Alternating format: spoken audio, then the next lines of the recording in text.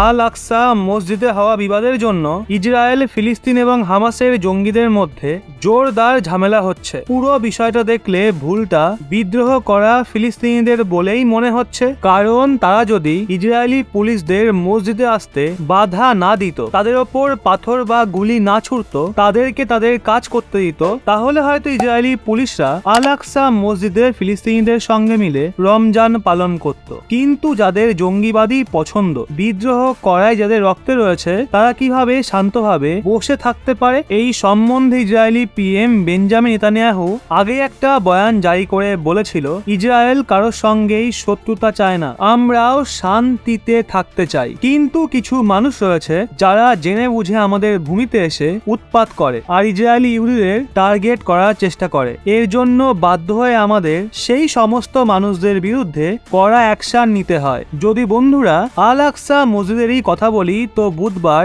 ওই মসজিদে ফিলিস্তিনি এবং ইসরায়েলি পুলিশদের মধ্যে যে হাতাহাতি হয়, তাতে 10 জন পুলিশ কর্মী মারাত্মকভাবে আহত হয়েছে। কেননা ফিলিস্তিনিরা হাতের সামনে যা পাচ্ছিল সেগুলোই তাদেরকে ছুটছিল, শুধুমাত্র ঝামেলা আরো বাড়ানোর জন্য, যেমনটা নির্লজ্জ খালিস্তানিরা বিদেশে করে থাকে। যদিও ইসরায়েল তো ইসরায়েলি, তারা কখনো পিছু হটে না। ইসরায়েল আল আকসা মসজিদে ঢুকে প্রায় 350 ফিলিস্তিনিদের গ্রেপ্তার করে, আর কিছু ফিলিস্তিনিরা যারা একটু বেশি লাফালাফি করছিল তাদের ওপর স্টান গ্রেনেড এবং রবার বুলেট ফায়ার করে। যদিও এই গ্রেপ্তারির পর সৌদি থেকে শুরু করে ইরান সব দেশ ইসরায়েলের বিরোধিতা করে আর ওই গ্রেপ্তার হওয়া ফিলিস্তিনিদের ছেড়ে দেওয়ার দাবি তোলে, যেখানে ভারতের বিপরীত স্টেটমেন্ট দেয়। ভারত সরকার তো ডিরেক্টলি কিছু বলেনি, কিন্তু ইনডিরেক্টলি ইসরায়েলের সমর্থনে অনেক কিছু বলে দেয়। ভারত বলেছে আল আকসা মসজিদে যা কিছু হয়েছে তা সত্যি নিন্দনীয়, অন্ততপক্ষে রমজানের পবিত্র মাসে তো এটা হওয়া উচিত ছিল না। কিন্তু যেখানে আইন শৃঙ্খলার বিরোধিতা করা মানুষের সংখ্যা